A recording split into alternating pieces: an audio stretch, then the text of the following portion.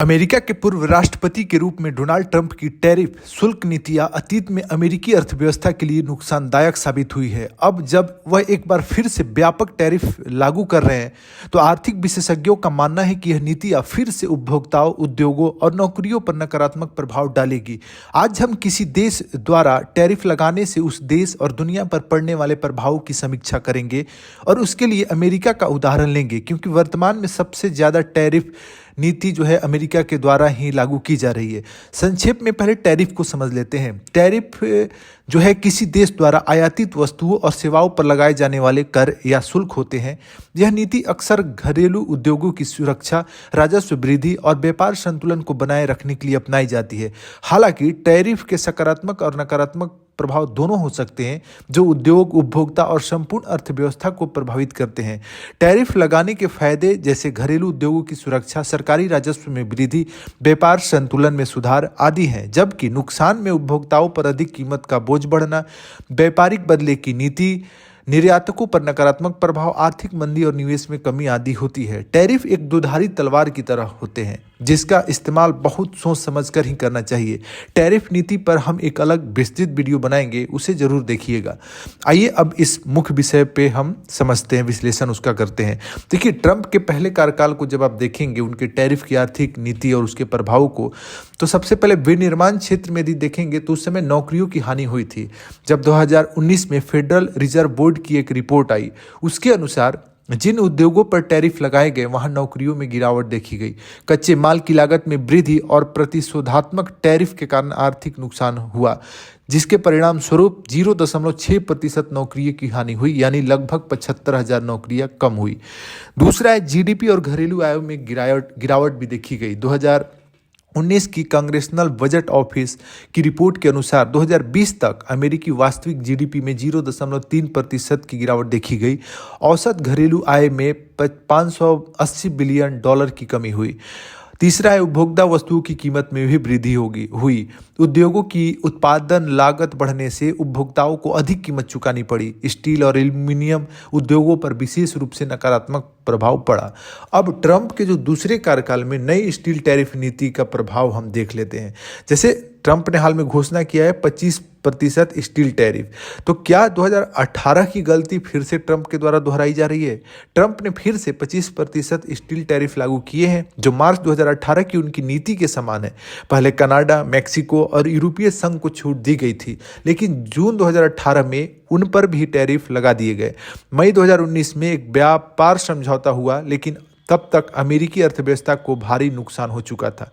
वैश्विक स्टील बाजार और अमेरिकी आयात पर इसका क्या प्रभाव? जैसे 2023 में वैश्विक स्टील उत्पादन देखें तो चीन में 1019 मिलियन मीट्रिक टन प्रति वर्ष जो है उत्पादन हुआ स्टील, जो वैश्विक उत्पादन में 54% है, जबकि भारत में 140.8 मिलियन मीट्रिक टन प्रति वर्ष स्टील का उत्पादन हुआ, जो वैश्विक उत्पादन में सिर्फ 7% हिस्सेदारी है। और अमेरिका में उससे भी कम है, 81.4 मिलियन मीट्रिक टन प्रति वर्ष, जो वैश्विक उत्पादन में हिस्सेदारी सिर्फ 4% ही है।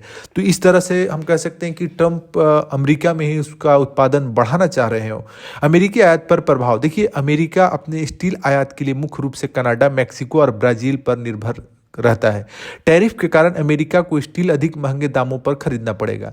देखिए, अमेरिका में जो स्टील का उत्पादन है वो कम हो रहा है। अब वो बाहर से यदि स्टील जो आ रहे हैं उस पर भी यदि टैरिफ लगा देगा तो क्या होगा? आयातित जो स्टील है वो महंगा हो जाएगा, जिससे क्या होगा? विनिर्माण और निर्माण उद्योगों की लागत बढ़ेगी। टैरिफ नीति पर हम एक विस्तृत वीडियो बनाएंगे, उस वीडियो को आप जरूर देखिएगा, जिससे आपको वैश्विक व्यापार की समझ बहुत गहरी हो जाएगी आपकी। अब देखते हैं इसका प्रमुख उद्योगों पे असर। जैसे स्टील का उपयोग निम्नलिखित उद्योगों में होता है, जैसे ऑटोमोबाइल, वाहन निर्माण, कंस्ट्रक्शन में, इलेक्ट्रॉनिक उपकरण में, तेल और गैस उद्योगों में होता है। स्टील की कीमतों में थोड़ी भी वृद्धि होने से उत्पादन लागत बढ़ती है, जिससे उपभोक्ता वस्तुओं की कीमतें बढ़ जाएगी और महंगाई भी बढ़ेगी। टैरिफ और महंगाई क्या है? एक खतरनाक चक्र है। जैसे टैरिफ बढ़ता है, महंगाई भी बढ़ना शुरू हो जाती है। टैरिफ और बढ़ती उपभोक्ता कीमतें का डाटा यदि देखें तो 2018-19 के टैरिफ के कारण अमेरिका में उपभोक्ता वस्तुओं की कीमतों में बढ़ोतरी हुई। 2023 में अमेरिकी अर्थव्यवस्था पहले से ही महंगाई के संकट से जूझ रही थी। अगर स्टील और अन्य कच्चे माल की कीमत बढ़ी तो महंगाई क्या होगा, और भी बढ़ सकती है। आर्थिक विकास पे भी इसका प्रभाव पड़ा। जैसे अमेरिकी अर्थव्यवस्था अब भी दुनिया की सबसे बड़ी अर्थव्यवस्था है, लेकिन इसकी विकास दर धीमी हो रही है। टैरिफ से अमेरिकी उद्योगों को नुकसान होगा, उत्पादन लागत बढ़ेगी और उपभोक्ता खर्च पर भी असर पड़ेगा। कंक्लूजन में देखिए हम कह सकते हैं कि देखिए, क्या अमेरिका फिर से आर्थिक नुकसान उठाने की ओर जा रहा है? अतीत के अनुभवों से तो पता चलता है कि ट्रंप की नई टैरिफ नीति अमेरिका की अर्थव्यवस्था के लिए आत्मघाती ही साबित हो सकती है। अमेरिकी स्टील उद्योग टैरिफ का समर्थन करता है, लेकिन इसके कारण अन्य उद्योगों और उपभोक्ताओं को अधिक कीमतें चुकानी पड़ेगी। 2018-19 में की गई गलतियां दोहराने से अमेरिकी आर्थिक विकास को और भी अधिक नुकसान हो सकते हैं। जैसे विनिर्माण नौकरियों में कमी होगी, 75,000 नौकरियां पहले ही खो चुकी थी और अधिक नौकरियों पे खतरा है। महंगाई में वृद्धि होगी, जिससे उपभोक्ता वस्तुएं और महंगी हो सकती है। अमेरिकी कंपनियों की प्रतिस्पर्धात्मक में गिरावट आएगी, क्योंकि वह वैश्विक लेवल पर प्रतिस्पर्धा करने से एक तरह से बच रही है। इससे स्टील आधारित उद्योगों की उत्पादन लागत भी बढ़ जाएगी। घरेलू आय में गिरावट हो सकता है। औसत अमेरिकी परिवार पर आर्थिक दबाव बढ़ेगा। अगर ट्रंप की नई टैरिफ नीतियां जारी रहती है तो यह अमेरिकी अर्थव्यवस्था के लिए एक और आत्मनिर्मित आर्थिक संकट का कारण बन सकता है। पहले कार्यकाल की गलतियों से सबक न लेना अमेरिका को महंगा पड़ सकता है।